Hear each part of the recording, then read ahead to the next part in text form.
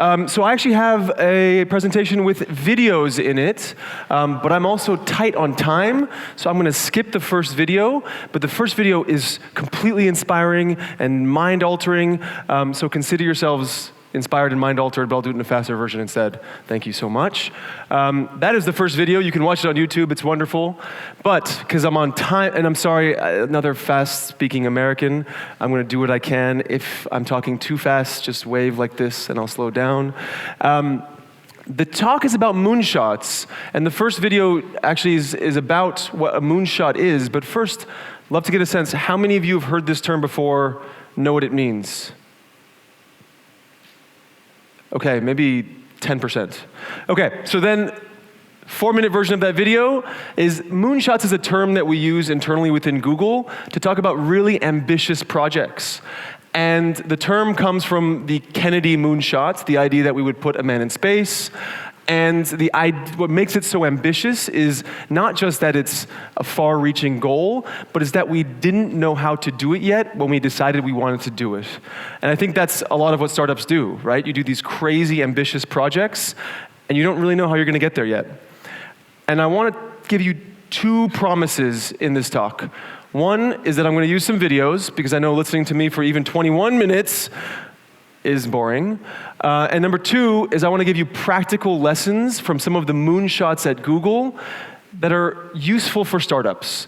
Because in my role, and I'll talk about that in a little bit, I work with startups, and I see that some of the lessons that we've learned at Google from the mistakes we've made and the things that we sometimes get right, those apply very well to startups and entrepreneurs. How many of you are entrepreneurs?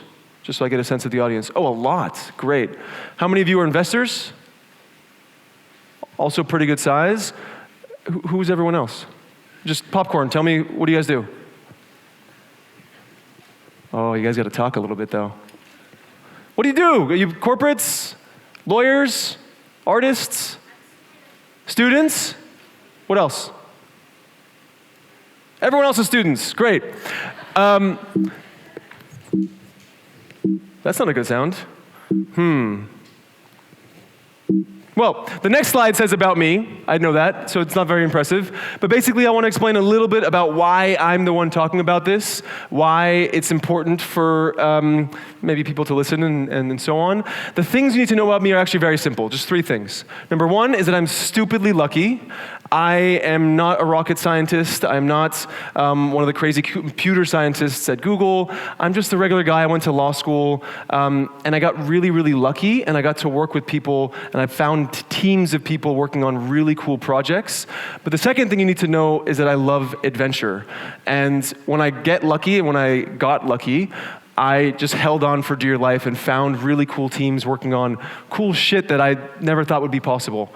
And so this kind of risk-seeking and thrill-seeking, I think, is something that entrepreneurs certainly share as well. And then the third thing, more practically, is that I worked for 5 years on a team called New Business Development at Google. Our job was to do business strategy and partnerships for all of the early stage projects at the company. Now, think of these as the startups within Google. And they're on my bio, so you can read about them there a little bit, but I'll talk about them as well. Here are some of them. I won't go into all the details about them, but think about my role as being the business person in the room with generally a set of products and engineering people. So they may have a new technology that they're working on, and they don't really know where it fits. Or they have an idea of where they're going with this, but they would love someone to come in with a business hat on and think about the strategy, the go-to-markets, but also on execution, thinking about partnerships.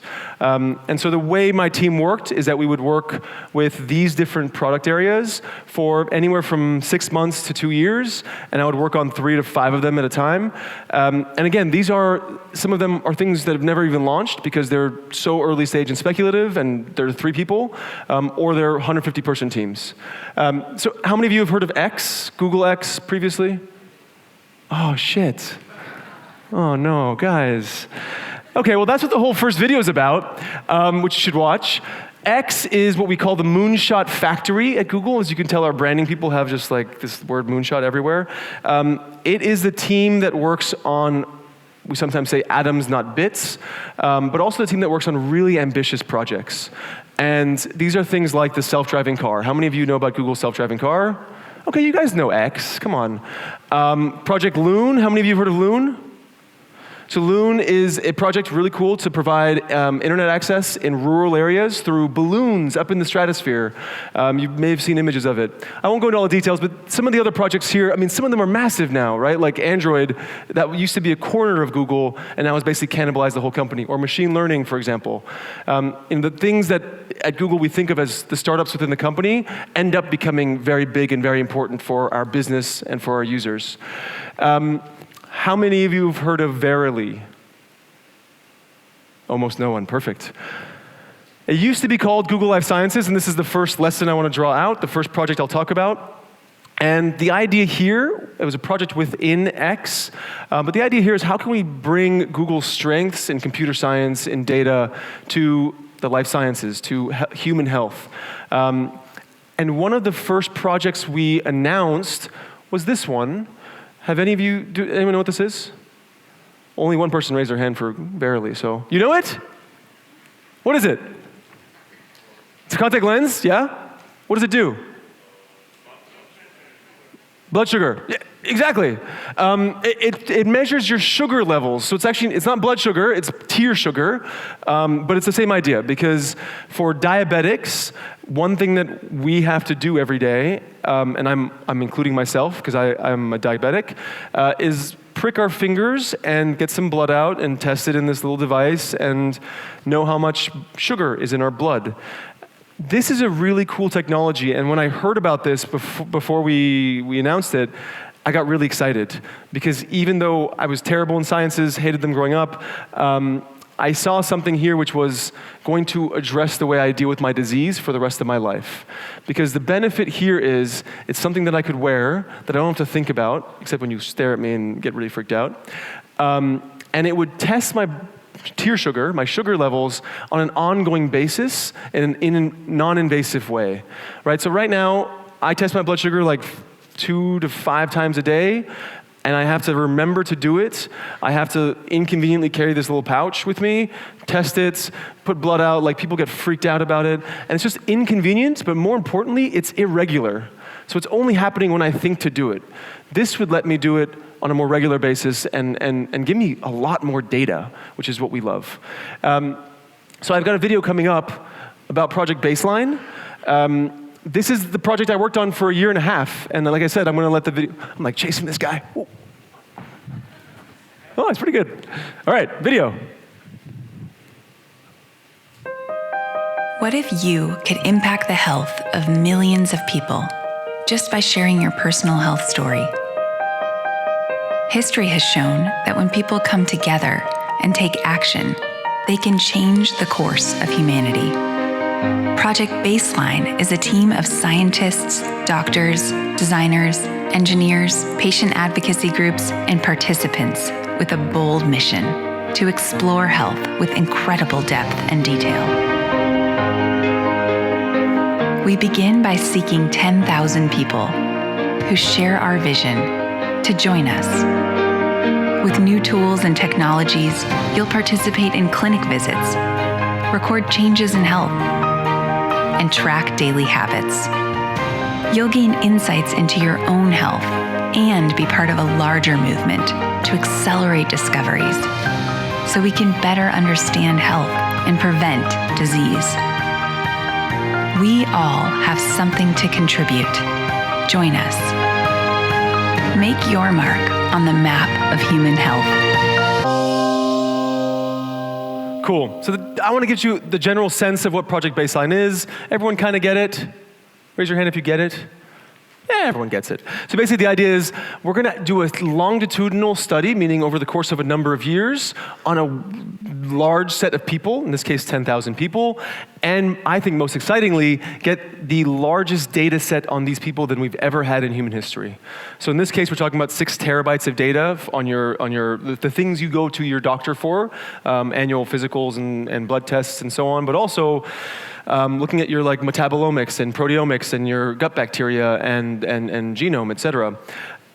Super exciting, the idea being that we can learn something about everyone's health as we watch this cohort either stay healthy or some of them we expect to develop cardiovascular disease or other types of issues.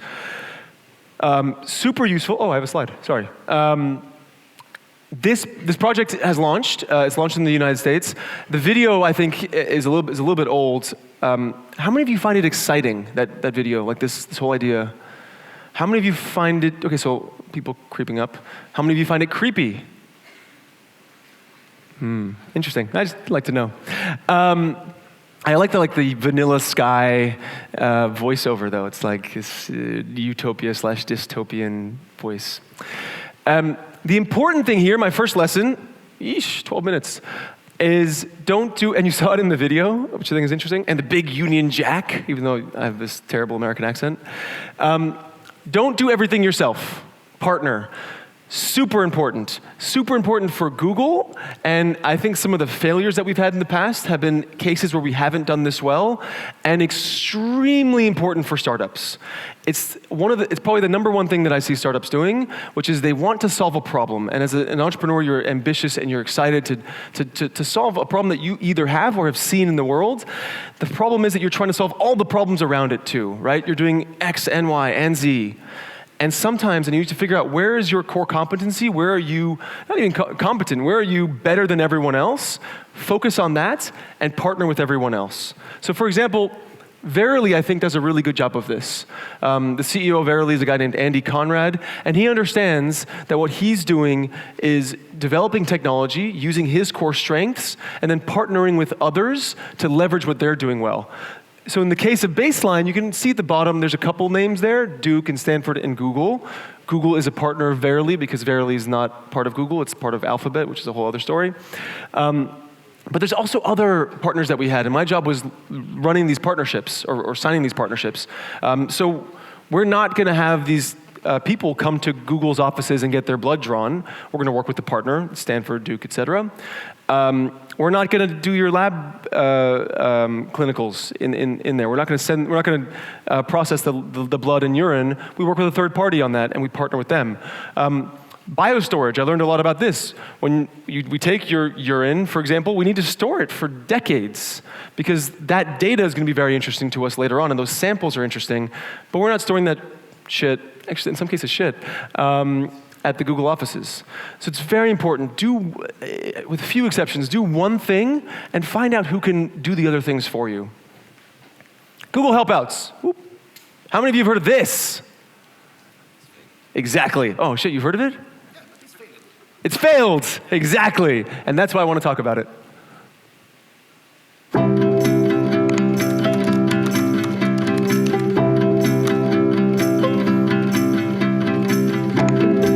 Much light is going to overexpose the photo. I'm going to tell you what to do. We're going to fix it. Now on the right side, I want you to look for the curve tool. See if you can soften your shoulders towards each other. Yeah, there you go. Put your middle finger on the second fret of the D string and put your ring finger on the third fret of the A string. Give that a try. Yeah, that's it. Perfect. And I'm gonna have you sweep that color right underneath just to really give them a little bit of extra definition. See, that looks great. That really brings out those big, beautiful eyes. So, before you fold the egg whites into the cake, the trick is to stir just the first third in. That way, you get a more even texture throughout the cake.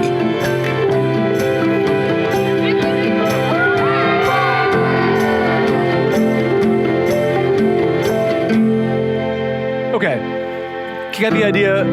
It should be super simple. Oh, by the way, look at that logo. Can you tell me what that, oh, well, I'll show it to you later. It's a logo of, anyway. I got 9 minutes. And by the way, I'm very nervous about making sure, not nervous, but very mindful of timing because the next speaker is really awesome, my friend Sheil, and I want him to have the full time. Otherwise, I would just keep talking. So, total failure. Google Helpouts, and it was devastating when this happened. So we launched, I worked on this for a year and a half. We actually had a very large team at one point. This was supposed to be big. We thought about it as Search 2.0, the next version of Google Search. The idea being that we've already indexed the world's written information. What's next? We want to get the information in your head, right? Fixing the yoga pose that I'm watching right now, I can tweak it and tell you how to fix that right now. Teaching you a language, guitar lessons, those kinds of things. Helping you fix your bike right now, right then and there. And the guy who led this, just a little bit of background, is a guy named Udi Manber. He led search before this, and before that he was at Amazon he was chief algorithms officer. I mean, the team was a superstar team working on this project, but we failed. And I think it's important to talk about failures, maybe even more so than successes. Successes, we can kind of think back to what worked well, and you kind of know some of the things, but you don't know your blind spots. You don't know what could have been a complete disaster. With failures, you really think about it and dream about it, and it's awful. But it's important. And so my second lesson is actually kind of 3 lessons in one, and I'm cheating a little bit, but I think all 3 of these words are super important. First of all, you need to let yourself fail. And we didn't do that very well with helpouts. We knew within a few weeks, honestly, of launching, that we weren't getting users, that it wasn't clear what the call to action was, as in, do I download the app when my bike breaks and then get someone to talk to me about it? And then when do I come back to it? And then once we were failing, we couldn't do anything because we'd built this beautiful product and this beautiful stack of Google platforms. You know, it's Google Wallet plus Hangouts plus Calendar plus Gmail, everything all in one. This kind of Frankenstein of Google products, as one of the TechCrunch I think wrote about. But then we didn't listen. And the thing is, I think that someone will solve this, and I'm seeing startups as I kind of travel around the world. Some of them are solving a niche of this area, a vertical, for example. And I think this will get solved. I think I will, if I want to learn Portuguese when I live in Maribor, I don't need to go find some Brazilian living in Maribor. I should be able to talk to someone who wants to talk to me and help me. So people are solving this. And I think the important thing is to listen to what was working. We found in helpouts that the health vertical was very interesting, right? You want to talk to a doctor right away. I think actually computer support was really useful. And then learn. And the problem here, and this is the classic term, right? Pivoting. You need to pivot. And I need to pivot because I'm running out of time. X Rapid Eval, very quickly, is a team at Google X that is a bunch of polymaths, people who come from all different backgrounds. They're not all software engineers. They have physics backgrounds, and they're cardiologists and so on. And the idea behind what they do is to take a big idea and kill it. And one of the projects that I worked on is just that. So listen to Astro. Here's another huge problem. We pay enormous costs in resources and environmental damage to ship goods worldwide. Economic development of landlocked countries is limited by lack of shipping infrastructure. The radical solution? A lighter than air, variable buoyancy cargo ship. This has the potential to lower, at least overall, the cost, time, and carbon footprint of shipping without needing runways. We came up with this clever set of technical breakthroughs that together might make it possible for us to lower the costs enough that we could actually make these ships inexpensively enough in volume. But however cheap they would have been to make in volume, it turned out that it was going to cost close to $200 million to design and build the first one. $200 million is just way too expensive because X is structured with these tight feedback loops of making mistakes and learning and new designs. We can't spend $200 million to get the first data point about whether we're on the right track or not. If there's an Achilles heel in one of our projects, we want to know it now, up front, not way down the road. So we killed this project too. Okay, so we killed this project too. It's something that is kind of a matter of pride, right? To kill a project before you spend all this time and money and resources on it the way we did with helpouts. Mostly the projects that they kill are killed for engineering and science reasons. We can't build a space elevator because we need the following developments in physics to come about. In this case, we could do this, right? We were building airships, I think you guys know, but blimps, the things that we were building 100 years ago. We can build this, and this one, by the way, is massive. I don't know if you guys can see this. These are humans, people down there. So a massive airship, a fleet of massive airships to go around and deliver goods around the world. And as Astro said, this would be greener than what we do today. It would be cheaper and it would be faster. A little bit more detail, actually. Well, let me get back to that in a second. The point here is we killed this not for technical reasons. We killed it for business reasons. So Astro said it was $200 million to even prototype the first one. We can't do that. But there's also another reason, another business reason, which was that we found that the market wasn't there. So a teammate and I, who were coming in on the business side, looked at this. And the thesis was that right now, if you want to ship something, let's say from China to Los Angeles, because a lot of stuff is made in China and a lot of stuff is consumed in America, you have two options, basically. You can send it by plane, and that will be very expensive and happen really fast. It'll happen within a day. Or you can send it by ocean liner, and that will take longer. Depends, but a number of days, if not weeks, and it will be very cheap. We wanted to find something in the middle. What would take 2 or 3 days, maybe 4, and be in that middle price point? But what we found is that there wasn't enough there. And the way we found this, and the lesson here, is that you should talk to people. And startups make this mistake just like we made this mistake. So at X, imagine this team at Google, Alphabet, that's everyone's really kind of excited about what's going on at X.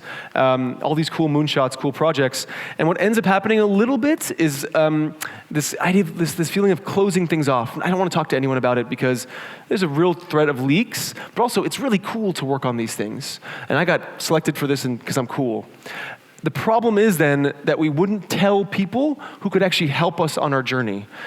So for example, in this project, I was talking to the director of global logistics at Google, the guy who's in charge of shipping not just Chromecasts around the world, but also small things, but also big, massive infrastructure for data centers. And I was asking him questions in one direction. Like I was like, hey, John, how much does it cost for you to send this by air? How much does it cost by ship? And he would answer my questions just fine. It was an open culture. But the problem was that he wasn't there thinking with me because I didn't tell him, this is our idea, help me think it through. He couldn't help tell me what pitfalls there were or what things I hadn't thought about yet. And about 9 months into the process of working on this, we decided, okay, it's not going to work. We're probably going to kill it. Let's go talk to people openly. And then I could talk to John. And then I could really be there brainstorming with him, the expert, the guy who spent 30 years doing this. And that changed everything. And from those conversations, I could then talk to FedEx. I could talk to other Lockheed Martin, for example, others that have thought about this and know more than I do and can be brainstorm partners with me. I have no time left. Give me 2 minutes. Yeah, okay, good. So startups do this all the time because you're always in stealth and what you're doing work on is so super important and secretive, but don't do it. Because there are people out there who can challenge you. There are people out there who maybe are working on what you're working on, and it's super important for you to listen to them and hear from them and get their expertise as part of your project. I have very little time. Google for Startups is what I work on now. I've been doing this for the last 3 years. Very quickly, our mission is to help startups all over the world. Check out our website, startup.google.com. But the lesson that I want to draw from this, have any of you been to a campus? Any of you been to these places? Warsaw, Madrid, London? Yeah, which one? London. London? Everyone London? Go to Warsaw. Warsaw's amazing. But also they're all amazing. So our mission is kind of accomplished by having spaces for startups, but also working through partners. But the important thing here that I really want to hit home, and I have a video about it too, but is that the next innovations come from everywhere. And this is, I think, super important. And I think actually we have a good representation of this in this conference. I'm the second of 3 American speakers that you're having. One problem that we have right now is that we have, and we're also in the same demographic, all the technology, or a lot of it, that's on the phones that you're using, the apps on it, the platforms that are built on, everything is, not everything, but so much of it is built and innovated on in this small 25 square miles in Silicon Valley, and mostly by people who look like me, white and Asian males. That is changing, and I think this conference represents that change, and I think it's super important and exciting that you can build your companies from where you are. You don't need to move. You can have a diverse team that have different experiences, and they have different problems, and they know things that we don't know. Because when we only innovate in one small corner of the world, we're not serving everyone. And I think that's super important. Thank you.